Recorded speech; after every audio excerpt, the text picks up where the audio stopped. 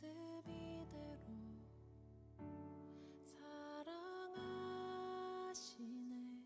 연약함 그대로 사랑하시네. 나의 모든 발걸음 주가 하시나니 날 인도하소서. 내 모습 이대로 사랑하시네. 연약함 그대로 사랑하시네. 나의 모든 발걸음 주가 하시나니 날 인도하소서. 주의 날개 아래 거하는 것,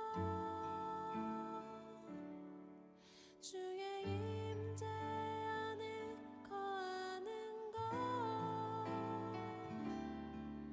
나의 가장 큰 소망, 나의 가장 큰 은혜, 주와 함께 동행하느니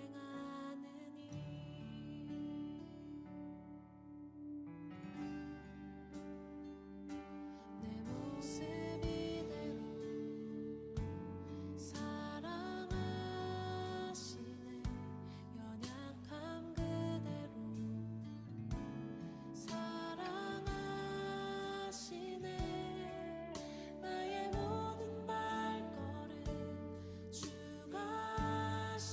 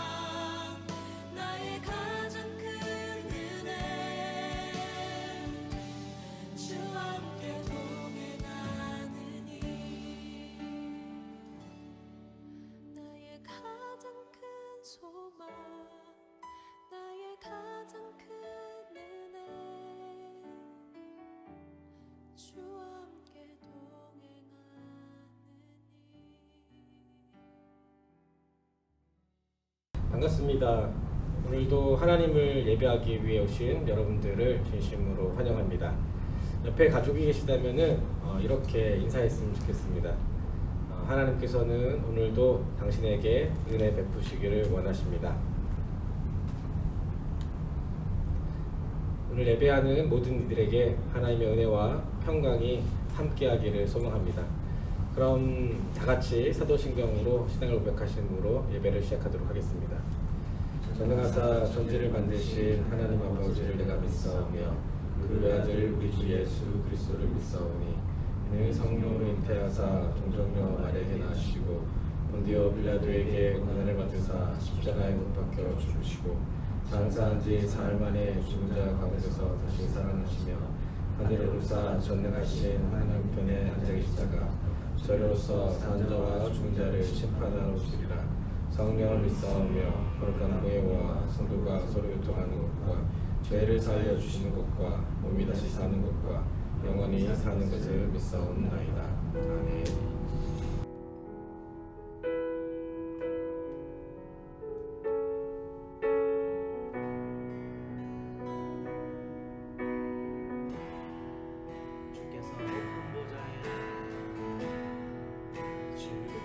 높은 보좌에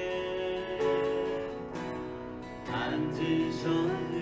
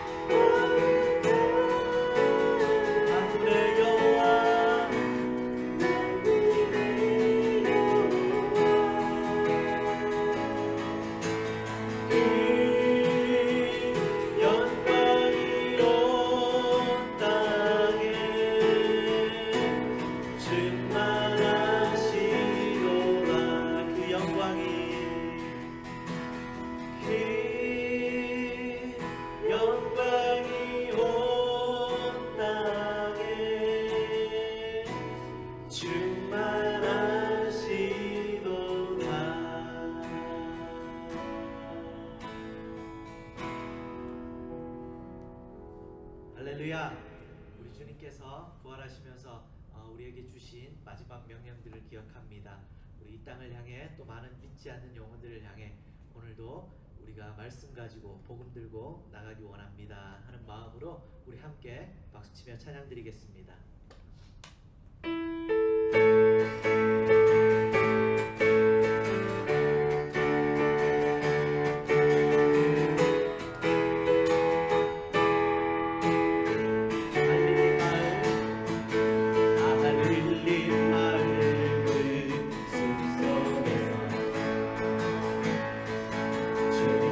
열한 때가 다시 만나신다.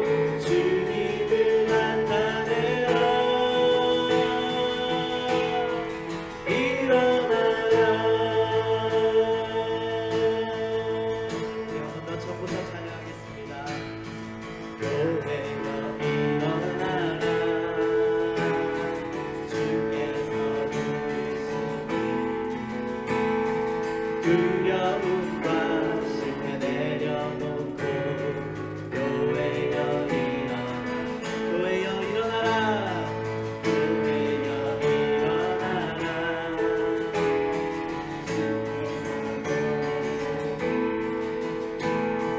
우리 부르신 삶의 자리에서 교회여 일어나라 우린 세상의 빛 하나님의 편지 주의 교회를 통해 세상이 주를 보리라 나라 아버지 사랑으로 아버지 능력으로 서로 하나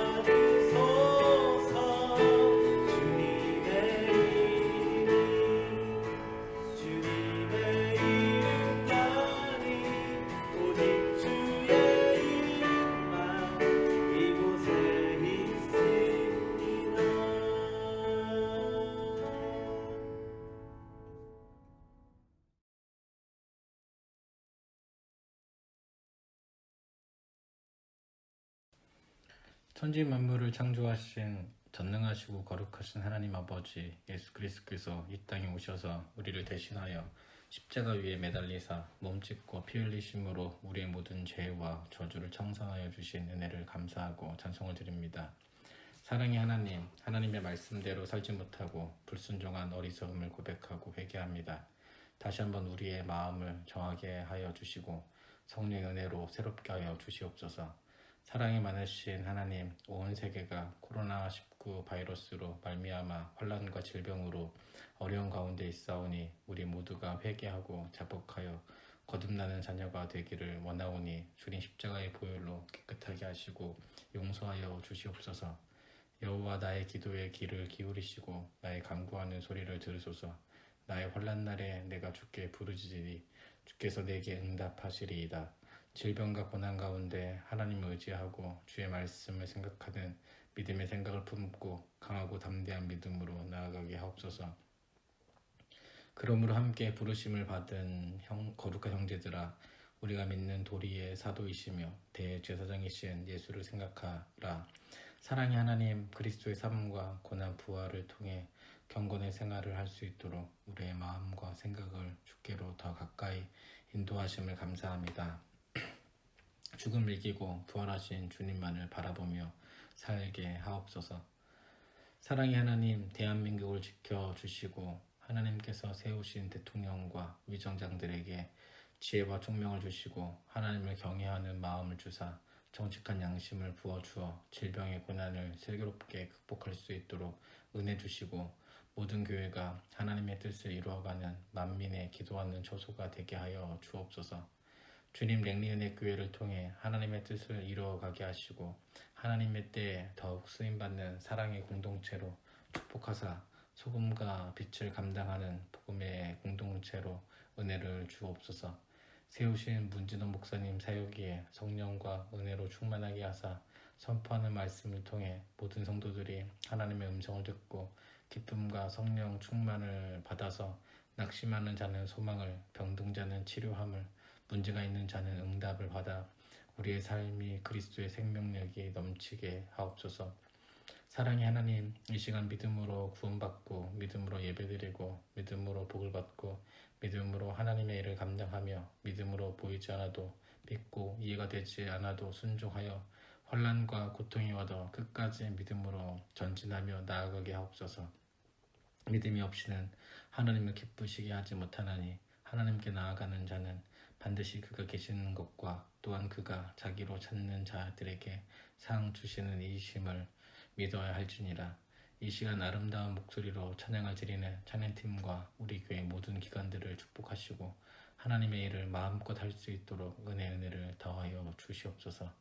예배의 모든 손길을 기억하시고 축복하사 하나님의 생각은 평안이요 너에게 미래와 희망을 주는 것이라. 신령과 진정으로 드리는 예배를 통해 우리 모든 성도들이 성령 충만한 은혜 충만한 가운데 주님의 영광만 나타나게 하옵소서. 예수 그리스도의 이름으로 기도드립니다. 아멘.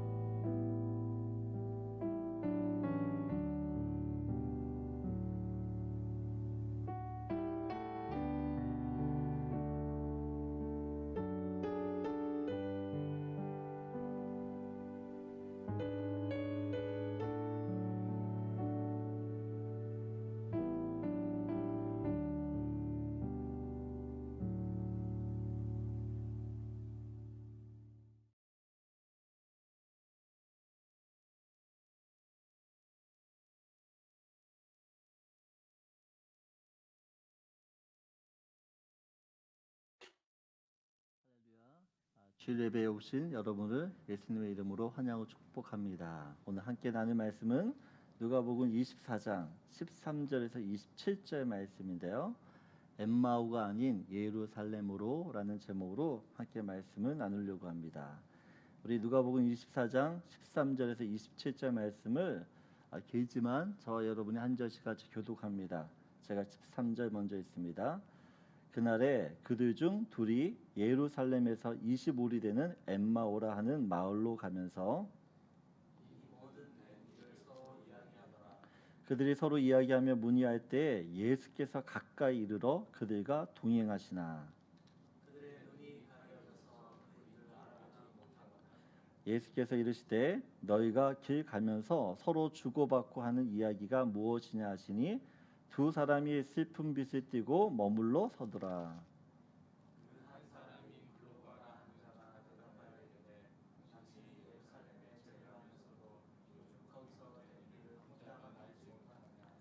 이르시되 무슨 일이냐 이르되 나사렛 예수의 일이니 그는 하나님과 모든 백성 앞에서 말과 일에 능하신 선지자이거늘.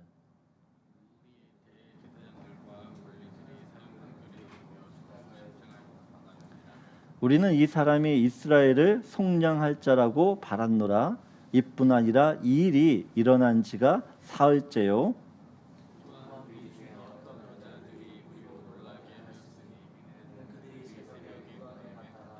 그의 시체는 보지 못하고 와서 그가 살아나셨다 하는 천사들의 나타남을 보았다 함이라.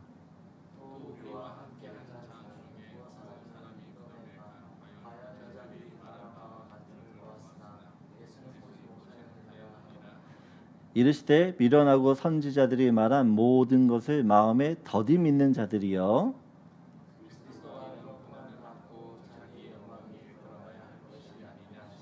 우리 27절 같이 읽겠습니다.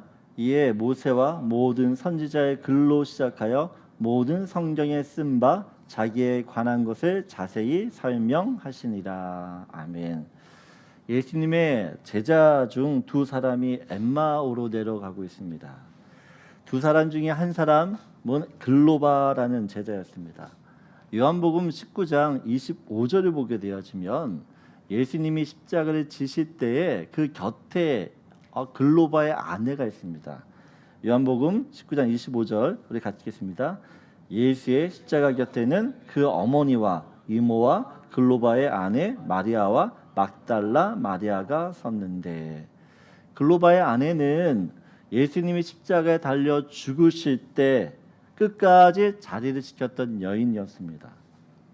글로바 또 글로바 부인이었던 이 마리아 이 두 사람은 제자들만큼이나 열심히 예수님을 믿고 따랐던 사람들이었습니다. 그래서인지 글로바에게 있어 예수님의 죽음은 충격 그 자체였습니다. 글로바를 깊은 절망과 시리에 빠지게 합니다. 그래서 23절을 보면 글로바가 우리 23절 보면 글로바가 예수님의 부활을 모르는 게 아니었습니다. 부활이라는 소식을 다 들었어요. 하지만 예수님의 부활을 믿지를 못해요. 예수님의 부활을 가짜 뉴스 정도로 생각하고 있다라는 것입니다. 오늘은 예수님의 부활이 크리스찬들의 신앙에 어떤 변화를 일으키는지에 대해 좀 살펴보려고 합니다. 오늘 15절을 보게 되어지면 우리 15절 같이 읽겠습니다. 그들이 서로 이야기하며 문의할 때에 예수께서 가까이 이르러 그들과 동행하시나. 제자들이 엠마오로 내려갈 때요 부활하신 예수님이 그들과 동행하십니다. 하지만 이 두 제자가요 예수님을 알아보지 못해요. 그들이 예수님을 알아보지 못하는 이유를 16절 이렇게 이야기합니다. 그들의 눈이 가리워져. 그들의 눈이 가리워져서 그인 줄 예수인 줄 알아보지 못했다라고 이야기를 합니다. 무엇 때문에 이들의 눈이 가려워졌습니까? 예수님의 죽음 때문에 그렇습니다. 예수님이 죽었다라는 이 사실이 그들의 모든 사고를 지금 얼어붙게 했습니다. 죽음이 가져다주는 슬픔, 고통, 절망 이것이 그들의 영적인 감각을 무디게 해버렸다라는 것입니다. 그래서 예수님의 부활 소식을 들었지만 그 부활 소식이 그들에게는 전혀 어떻게 해요? 사실처럼 들리지 않습니다. 예수님께서 그 옆에 계셔도 알아차리지 못할 정도로 그들의 영적인 부분들이 다 무뎌져 있는, 마비되어져 있는 그런 모습을 보게 되어집니다. 이때 두 제자에게 예수님께서 묻습니다. 17절에 이렇게 얘기하죠.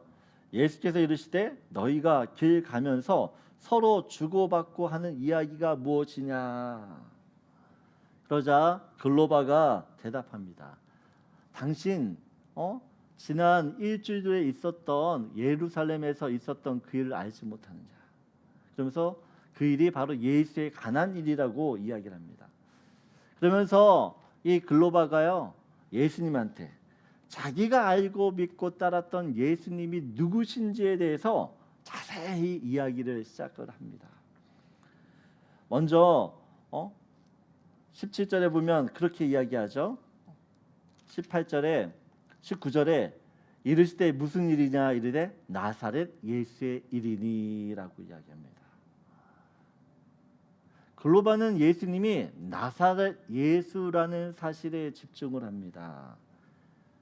여러분 이스라엘의 이 갈릴리 지역은요 모든 이스라엘 사람들이 천하다고 홀대했던 지역입니다. 나사렛은 이 갈릴리 지역에서도 가장 못 살고 질이 안 좋은 동네였어요.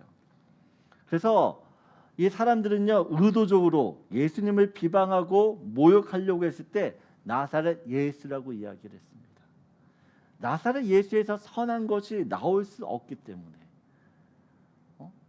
예수님이 절대 구원자가 아니라는 그 표현을 나사렛 예수라고 했다라는 것입니다. 하지만 마태복음 2장 23절을 보게 되어지면 우리 함께 같이 읽도록 하겠습니다.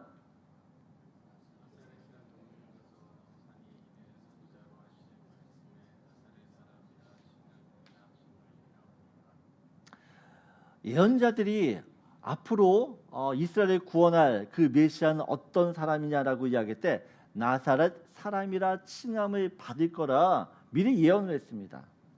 이 말은 예수님께서 세상에서 멸시천대를 받을 것임을 미리 알려주는 말씀이에요. 이 두 제자는 나사렛 예수가 고난당하기 위해 이 땅에 오신 메시아라는 사실을 잘 알고 있었다라는 증거예요. 두 번째 19절을 보게 되어지면 계속 이야기합니다. 그는 하나님과 모든 백성 앞에서 말과 일에 능하신 선지자이거늘. 예수님께서는 천국 복음을 전하셨습니다. 진리만을 가르치셨습니다. 당시 바리새인 또한 서기관 또한 제사장들이 예수님과 말씀으로 논쟁을 할 때마다 예수님을 이겨본 적이 없어요. 예수님의 말씀에는 늘 권위가 있었고 또 그 말씀은 사람들을 변화시킬 수 있는 진리의 말씀이었습니다. 또한 예수님께서는 병든 자, 죽은 자, 또한 무리를 거르시고 또한 귀신을 쫓아내며 많은 능력들을 어떻게요? 보이셨습니다. 20절을 보게 되면 이렇게 이야기하죠. 우리 대제사장들과 관리들이 사형 판결에 넘겨주어 십자가에 못 박았느니라. 이 두 제자는요 예수님께서 대제사장들, 관원들 그들의 음모로 말미암아 예수님께서 십자가에 못 박혀 죽으셨다라는 것을 알았습니다. 예수님의 죽음은 정당한 재판의 결과가 아니라 음모였다라는 것이에요. 그분은 죄가 없으셨고 의로우셨지만 십자가에서 억울하게 죽으신 분이다라고 이야기를 해요. 또한 21절을 보게 되어지면 우리는 이 사람이 이스라엘을 속량할 자라고 바랐노라라고 이야기합니다. 이 두 제자들은요 예수님은요 이스라엘을 구원할 메시아, 구원자, 속량자로 예수님을 믿었습니다. 예수님은 어느 날 갑자기 인류를 구원하겠다고 나선 분이 아니십니다. 예수님의 오심은 아담 이후에 아담이 죄를 짓는 그 순간부터 하나님께서 인류를 구원하시기 위해 준비해 놓으신 길이셨어요. 지금 글로바는요 예수님에 대해 모르는 것이 없습니다. 어떻게 보면 이론적으로 완벽한 구원자 예수를 잘 알고 있어요. 하지만 그가 알고 있던 이 예수의 지식이 그를 살리지 못합니다. 절망 중에 괴로워하던 그를 일으키지 못해요. 물론 그의 영혼 또한 구원하지 못합니다.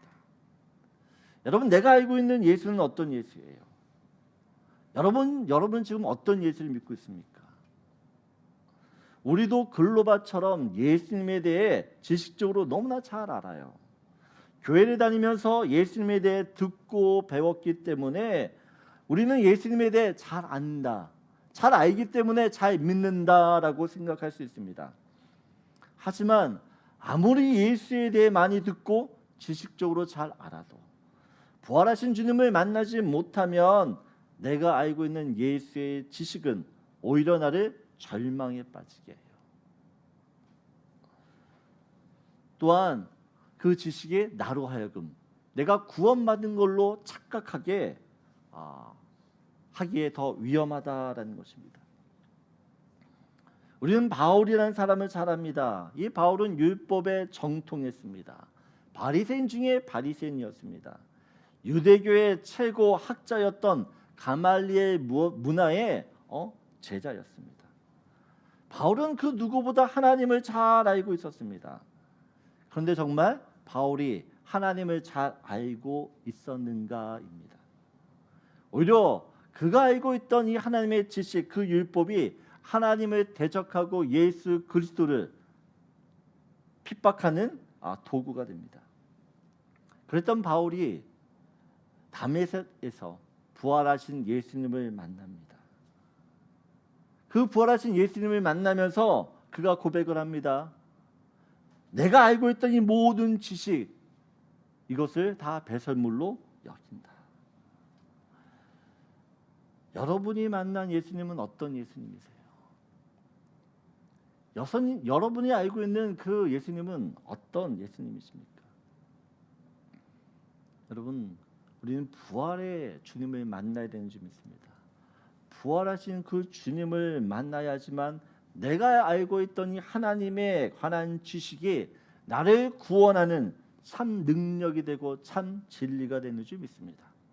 그래서 여러분, 우리가 지식으로 아는 것도 중요하지만 더 중요한 것은 인격이신 그 살아계신 그 부활하신 그 주님을 만날 때 어떻게 해요?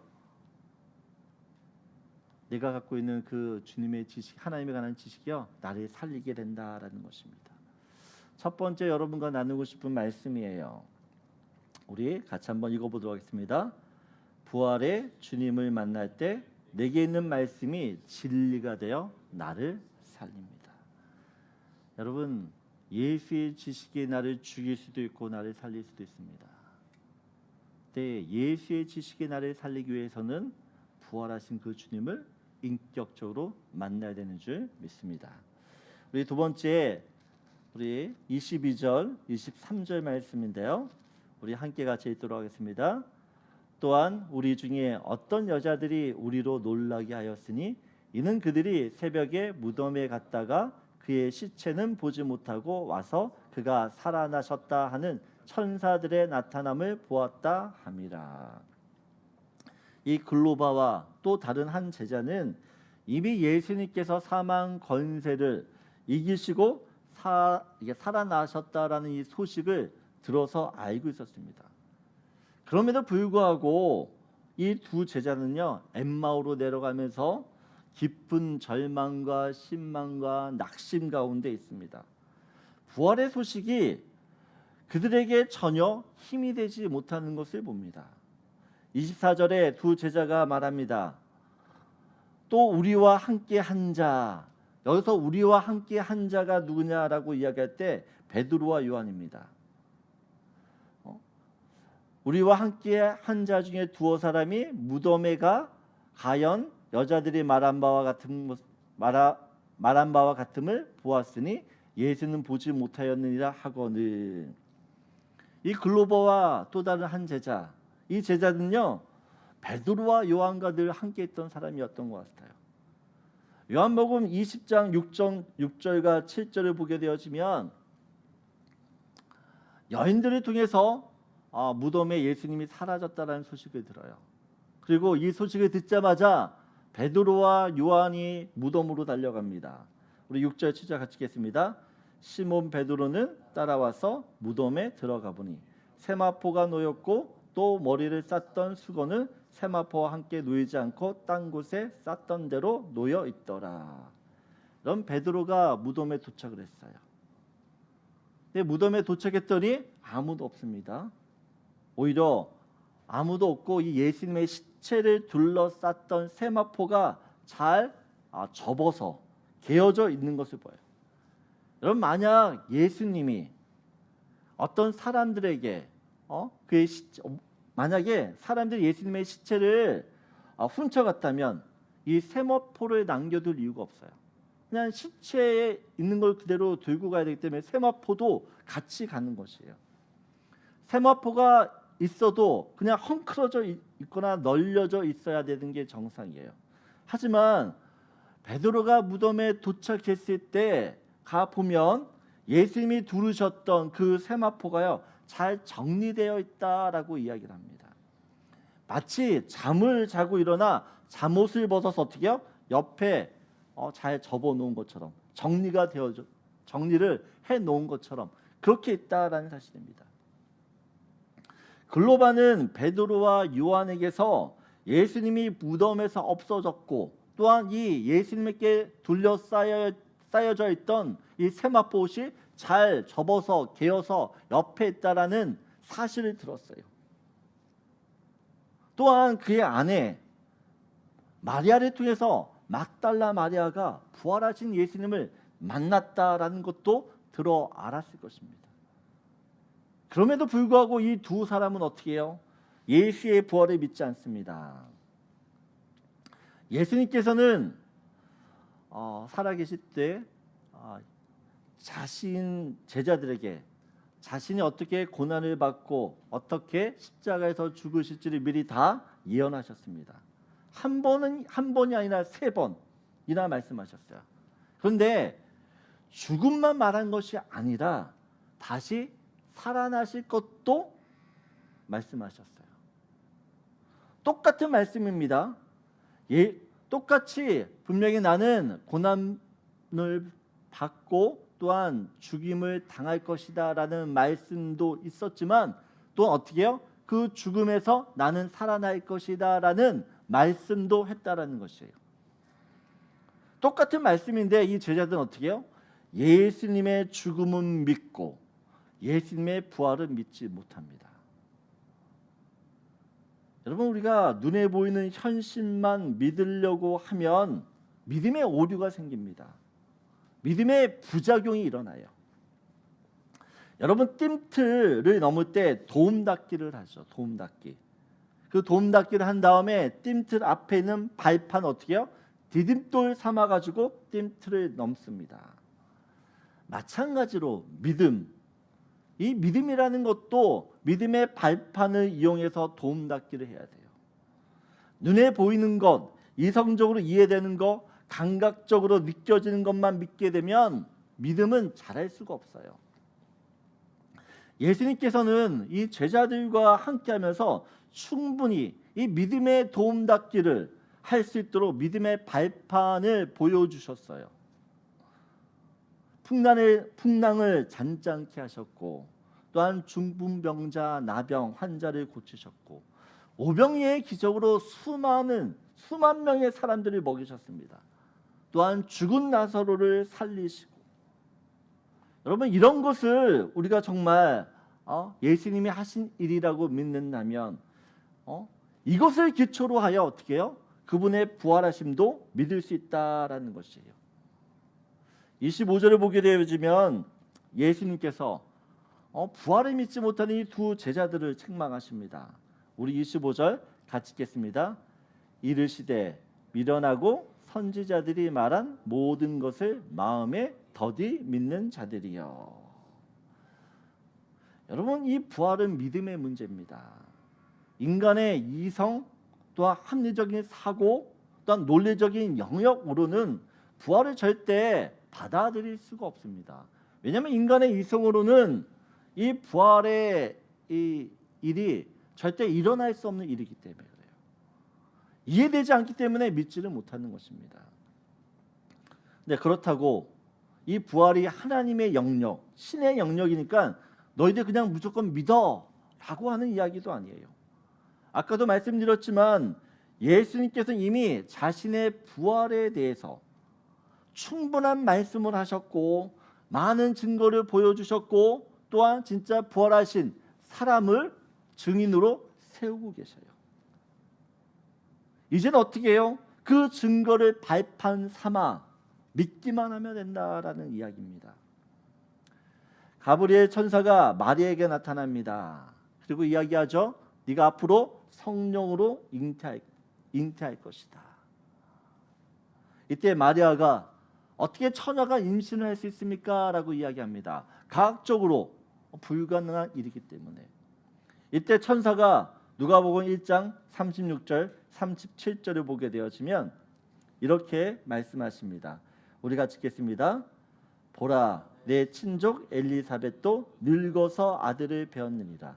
본래 임신하지 못한다고 알려진 이가 이미 6달이 되었나니 대저 하나님의 모든 말씀은 능하지 못하심이 없느니라. 마리아가 처녀가 임신하는 것은 불가능합니다 라고 말하자 천사가 무엇이라고 이야기하죠? 임신하지 못했던, 임신할 수 없었다라고 생각했던 그 여인, 어떻게 보면 이 엘리사벳은 할머니와 같은 것이 할머니가 지금 어떻게 해요? 임신을 했다고 이야기를 해요. 그러면서 하나님의 모든 말씀은 능치 못할 힘이 없다라고 이야기를 합니다. 여러분, 마리아가 천사의 말을 듣고 임신하지 못했던 할머니 엘리사벳이 임신했다라는 소식을 듣자 어떻게 해요? 믿음이 생기는 것이에요. 할머니도 임신했어? 그럼 처녀도 임신할 수 있겠구나. 그래서 마리아가 이야기하는 거죠. 주의 여종이 오니 말씀대로 내게 이루어지이다. 여러분, 우리가 예수의 부활을 믿을 수 있는 근거가 무엇입니까? 하나님께서는 어떤 일도 불가능하지 않기 때문에 그렇습니다. 하나님께 불가능한 일이 있다면 그건 하나님이 아니시겠죠. 동정녀 마리아에게 예수님이 성령으로 잉태되었다면, 또한 예수님께서 공생애 때 하셨던 그 많은 사역들을 우리가 믿는다면 우리는 사망 권세를 이기고 사신 그 부활의 주님도 믿게 되는 줄 믿습니다. 그래서 내게 있는 믿음의 발판을 사용하셔야 됩니다. 내게 있는 그 믿음을 사용할 때 어떻게 해요? 우리 앞에 닥친 어떤 불가능한 현실, 어떤 어려움, 어떤 고난, 이것도 어떻게 해요? 믿음으로 뛰어넘고 이겨낼 수 있기 때문에 그래요. 그래서 두 번째, 여러분 같이 나누고 싶은 말씀입니다. 우리 같이 읽겠습니다. 내게 있는 믿음의 발판을 사용할 때 불가능한 현실도 뛰어넘게 됩니다. 여러분, 주님께서는 우리한테 무조건 믿으라고 말만 하시는 것이 아니에요. 믿을 수 있는 근거를 이미 다 주셨어요. 그 근거를 가지고 우리가 어떻게 해요? 믿음으로 한 발자국 더 나가게 되어지면 우리에게 불가능하게 여겨졌던 그 모든 현실들이 어떻게 해요? 가능해진다는 것이에요. 우리에게 이런 믿음을 갖고 살아가는 저 여러분들에게 소원합니다. 우리 마지막으로 27절이에요. 우리 27절 말씀 우리 한 목사를 같이 읽겠습니다. 이에 모세와 모든 선지자의 글로 시작하여 모든 성경에 쓴 바 자기에 관한 것을 자세히 설명하시니라. 예수님께서 이 두 제자들에게 지금 그리스도에 대해서 자세히 설명을 해주십니다. 아까도 말씀드렸지만 이 두 제자들은 예수님 그리스도에 대해 모르는 것이 아닙니다. 잘 알아요. 하지만 예수님께서 다시 한번 모세 오경으로부터 시작해서 모든 선지자의 글을 이용해서 그리스도, 다시 말해 당신 자신에 관한 말씀을 하나씩 풀어주고 해석해 주십니다. 창세기 3장에 나오는 여자의 후손, 그 후손이 메시아다. 아브라함을 통해 모든 민족에게 복을 주시겠다라고 하는데 그 복이 바로 메시아다. 이삭, 야곱은 메시아를 예표하는 인물이고 6월절 어린 양은 예수 그리스도를 상징한다. 룻기에 나오는 기업 무르자 이 고엘이라는 제도는 예수님을 상징하는 것이며 다윗의 자손으로 다윗보다 더 큰 왕으로 오실 이가 예수님이시다. 시편 23편에 나오는 이 선한 목자, 또한 잠언에 나오는 전도서에 나오는 지혜, 이 지혜는 다 예수를 가리킨다.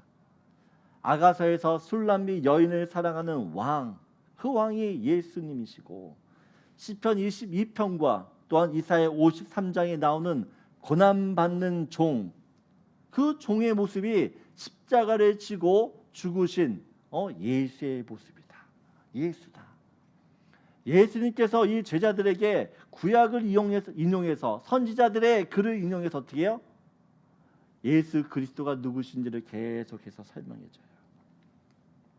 그러자 제자들의 그 눈이 조금씩 열리기 시작합니다. 30절, 31절을 보게 되어지면 우리 같이 읽겠습니다. 그들과 함께 음식 잡수실 때 떡을 가지사 축사하시고 떼어 그들에게 주시니 그들의 눈이 밝아져 구인 줄 알아보더니 예수는 그들에게 보이지 아니하시는지라. 예수님께서 성경에 기록된 그리스도를 설명하자 어떻게 해요? 그들의 영혼이 열리게 됐다라고 이야기합니다. 가려졌던 눈이 갑자기 열려 주님을 알아보게 되어집니다. 그러면서 32절에 이렇게 이야기하죠. 우리 32절 같이 읽겠습니다. 그들이 서로 말하되 길에서 우리에게 말씀하시고 우리에게 성경을 풀어주실 때에 우리 속에서 마음이 뜨겁지 아니하더냐. 여러분, 말씀은 단지 문자 활자가 아니에요. 말씀은 살아있는 하나님의 말씀은 살아있는 하나님이십니다. 그래서 히브리서 4장 12절 이 하나님의 말씀을 뭐라고 이야기합니까? 우리 4장 12절 같이 읽겠습니다. 하나님의 말씀은 살아있고 활력이 있어 좌우의 날쌘 어떤 검보다도 예리하여 혼과 영과 및 관절과 골수를 찔러 쪼개기까지 하며 또 마음의 생각과 뜻을 판단하나니. 이런 말씀에는 생명력이 있다라고 이야기합니다. 그 생명력은 우리의 영혼을 변화시킬 뿐만 아니라 우리의 몸도 어떻게 해요? 고치시는 줄 믿습니다. 이 하나님의 말씀이 능력일 수밖에 없는 이유가 있어요. 왜냐하면 말씀이신 하나님이 육신이 되어 우리에게 오신 분이 예수 그리스도예요. 예수님의 성육신은 하나님의 말씀이 살아서 어떻게 우리와 함께 하시는지, 우리의 삶 가운데 어떤 역사를 이루시는지 보여주시는, 어떻게 보면 이 조감도와 같은 거라고 이야기할 수 있어요. 그럼 또한 말씀은 우리를 온전케 한다라고 이야기해요. 디모데후서 3장 16절 17절 우리 함께 읽겠습니다. 모든 성경은 하나님의 감동으로 된 것으로 교훈과 책망과 바르게 함과 의로 교육하기에 유익하니 이는 하나님의 사람으로 온전하게 하며 모든 선한 일을 행할 능력을 갖추게 하려 함이라. 이런 말씀에 어떤 능력이 있다라고 이야기해요? 하나님의 사람으로 온전케 하는 능력이 있다라고 이야기합니다. 내가 이 땅에서 이 세상에서 살아갈 때 선한 일을 할 수 있는 능력을 어떻게 해요? 갖게 해주신다라고 이야기를 해요.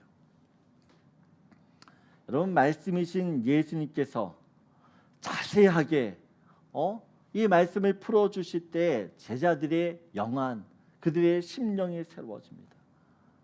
영안이 열리고 그들의 심령이 새로워지니까 믿지 못했던 예수의 부활을 믿게 되어져요.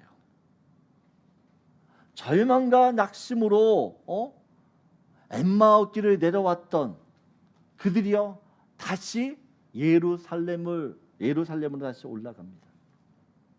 왜 예루살렘으로 올라갑니까? 내가 만난 그 부활하신 예수 그리스도를 담대히 증거하기 위해서 예루살렘으로 올라갑니다. 여러분, 두 제자가 엠마오로 내려왔다라는 것은 예루살렘에서 자기들이 죽을까 봐 두려워서 내려온 것이에요. 그런데 지금 다시 이들이 엠마오로 내려왔던 길을 거슬러 예루살렘으로 올라가고 있다라는 것은 이제 그 모든 죽음의 공포, 그 두려움에서 벗어났다라는 이야기예요. 말씀이 깨달아지면 죽음도 불사하게 되는 줄 믿습니다. 마찬가지로 오늘날 보혜사 성령님께서 우리들에게도 똑같은 일을 하십니다. 똑같은 일을 하세요. 우리가 말씀을 묵상하고 성경 설교를 들을 때에 우리들로 하여금 어떻게 우리의 심령을 뜨겁게 하여 우리의 삶을 돌이키게 합니다. 죄에서 돌이켜요.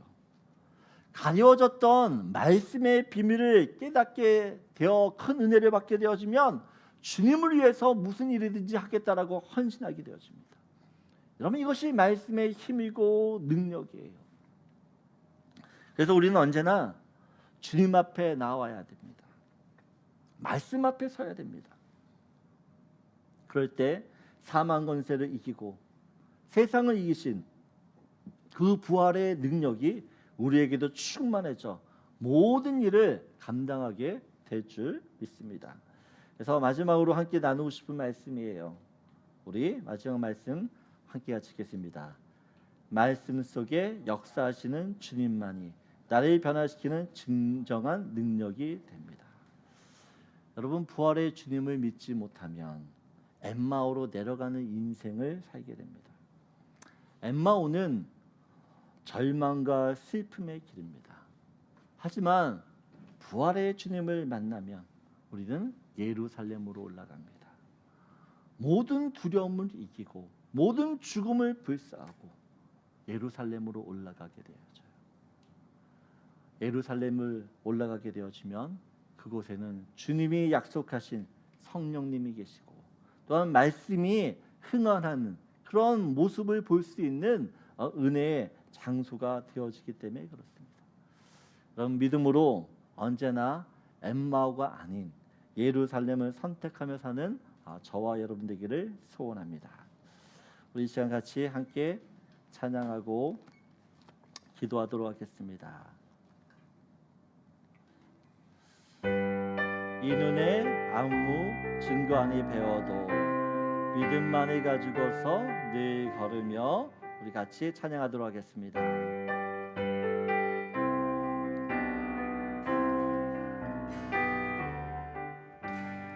이 눈에 아무 증거 아니 배워도 믿음만을 가지고서 늘 걸으며 이 귀에 아무 소리 아니 들려도 하나님의 약속 위에 서리라. 걸어가세 믿음 위에 서서 나가세 일심 버리고 걸어가세 믿음 위에 서서 눈과 귀에 아무 증거 없어도 이 눈에 보기에는 어떠하든지 이미 얻은 증거대로 늘 믿으며 이 맘에 의심 없이 살아갈 때에 우리 소원 주 안에서 이루리. 걸어가세 믿음 위에 서서 나가세 일심 버리고 걸어가세 믿음 위에 서서 눈과 귀에 아무 증거 없어도 주님의 거룩함을 두고 맹세한 주 하나님 아버지는 참 기쁘다. 그 귀한 모든 약속 믿는 자에게 능치 못할 무슨 일이 있을까. 걸어가세 믿음 위에 서서 나가세 일심 버리고 걸어가세 믿음 위에 서서 눈과 귀에 아무 증거 걸어가세 믿음 위에 서서 나가세 나가세 이심 버리고 걸어가세 믿음 위에 서서 눈과 귀에 아무 증거 없어도 우리 함께 같이 말씀에 의지하여 기도하길 원합니다. 여러분, 우리가 예수의 지식을 아무리 많이 알고 있어도 부활의 주님을 만나지 못하면 그 지식은 나를 망하게 하는 지식일 수 있습니다.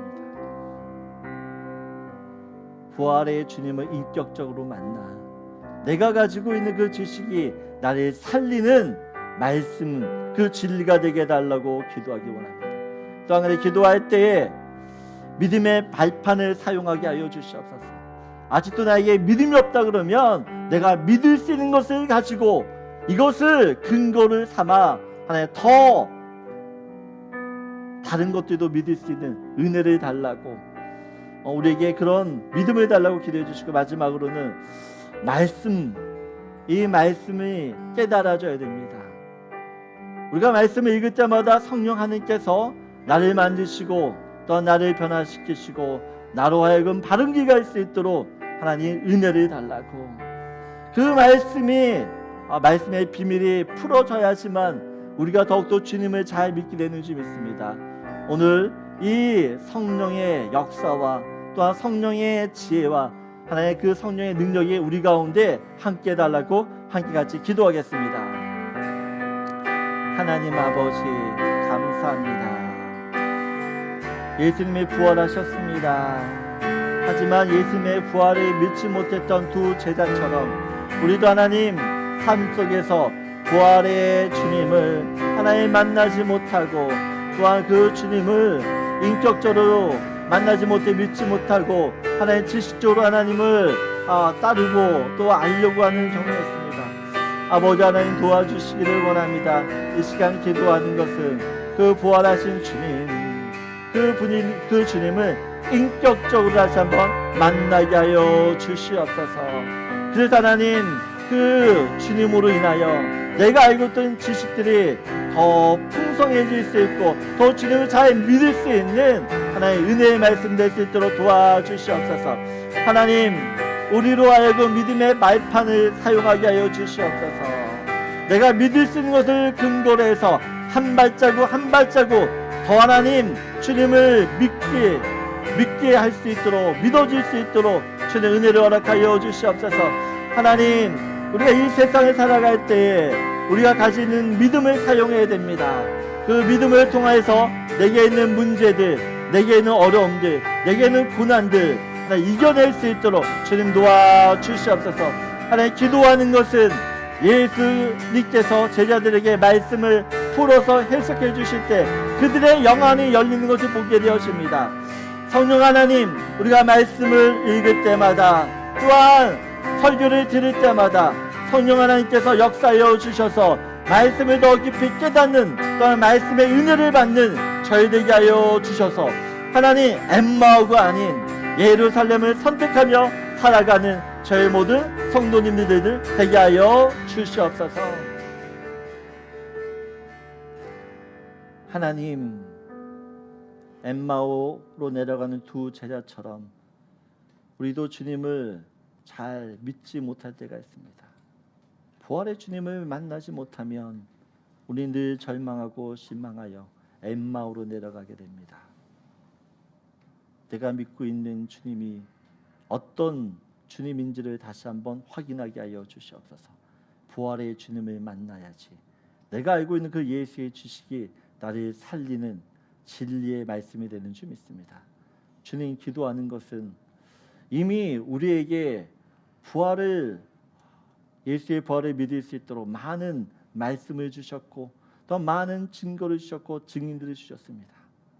하나님 그것을 기초로 하여 하나님을 더 가까이 할 수 있는 저희 되게 하여 주시고 그 부활의 주님을 나의 주님으로 인정하고 그 부활의 능력을 가지고 사는 저희 되게 하여 주시옵소서. 하나님 예수님께서 제자들에게 말씀을 해석해 주실 때 그들의 영안이 열리게 되는 것을 봅니다. 하나님 우리 안에 성령님이 계시고 그 성령님은 진리의 영이신 줄 믿습니다. 모든 성경은 하나님의 감동으로 됐습니다.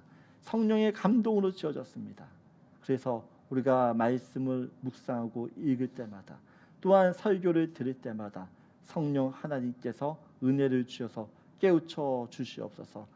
그 주의 말씀을 깨달을 때마다 주의 이 세상에서 주께서 원하시는 순종의 삶을 살게 되는 줄 믿습니다.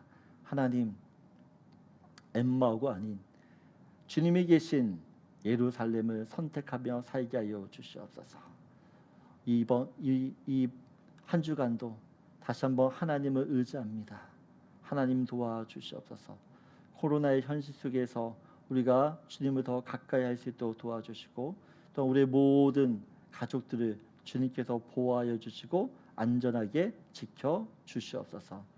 지금은 우리 주 예수 그리스도의 은혜와 하나님의 놀라우신 그 사랑하심과 성령님의 감화 감동 교통하심이 오늘 주의 말씀을 듣고 엠마오가 아닌 예루살렘으로 다시 올라가는 모든 하나님의 사람들 머리 위에, 그 가정 위에, 또한 그 일터 위에 지금으로부터 영원토록 함께 하시기를 간절히 축원하옵나이다.